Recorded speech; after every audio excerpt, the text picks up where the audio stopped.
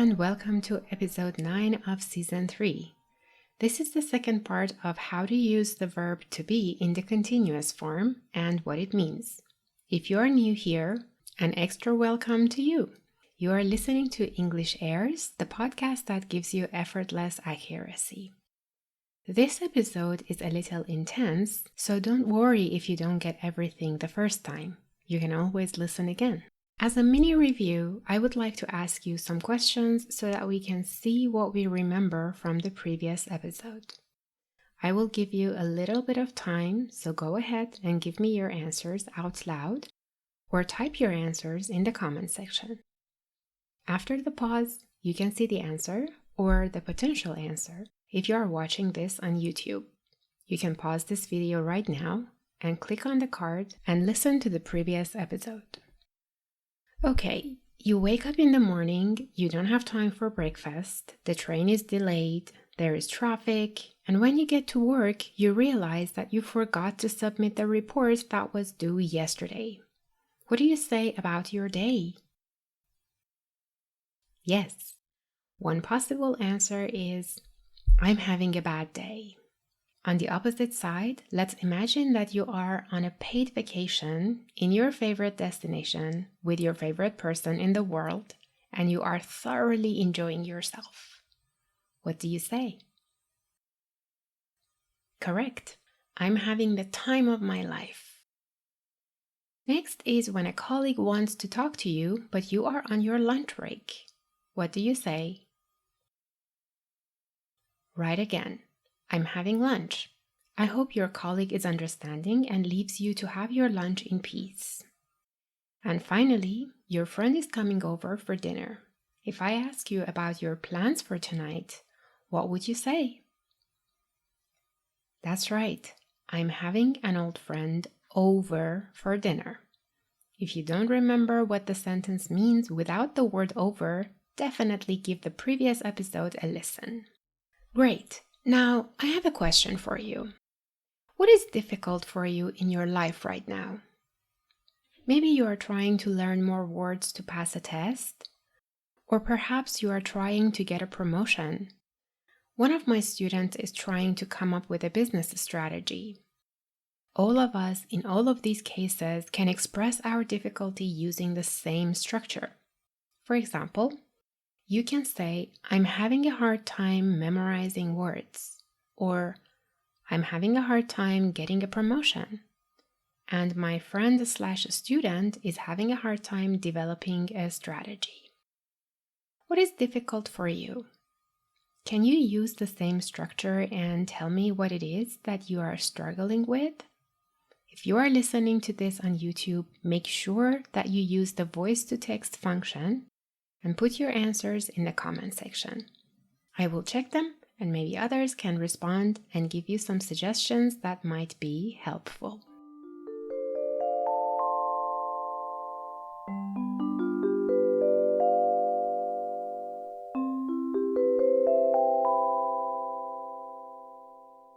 Moving on a totally different topic. Have you ever walked into a room and had that feeling that you have seen this situation before?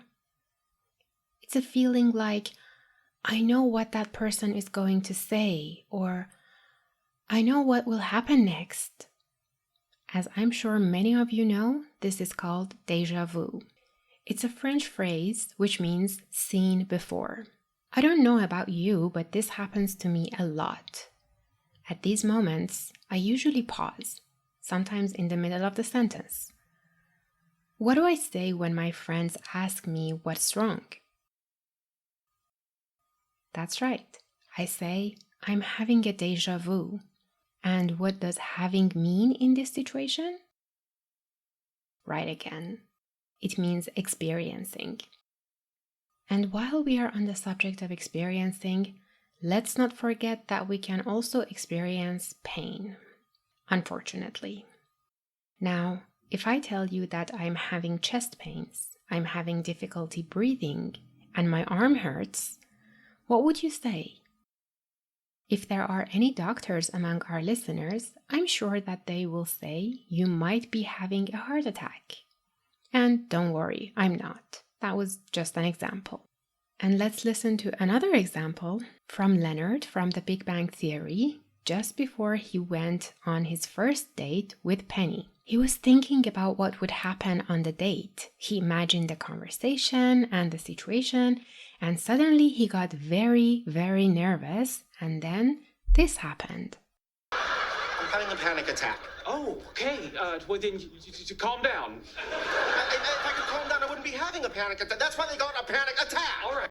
The Big Bang Theory, by the way, was hilarious. I highly recommend it if you want to watch a sitcom. Now, let's move on to another topic, making decisions. What are you planning to do? Maybe you want to buy something for yourself or for someone else. I want you to think about your best friend. Their birthday is near and you want to buy them a really nice and very expensive present. What is it? Are you really going to buy it?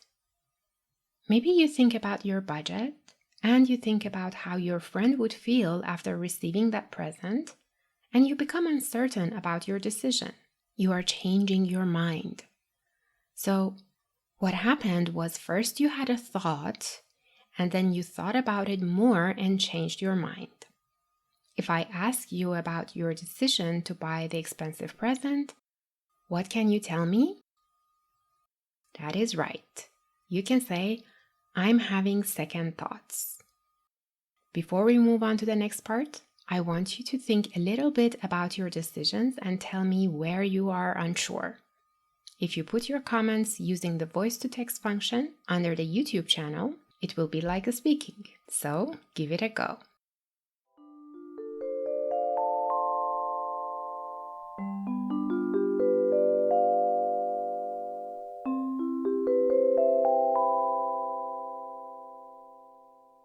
Great job, everyone!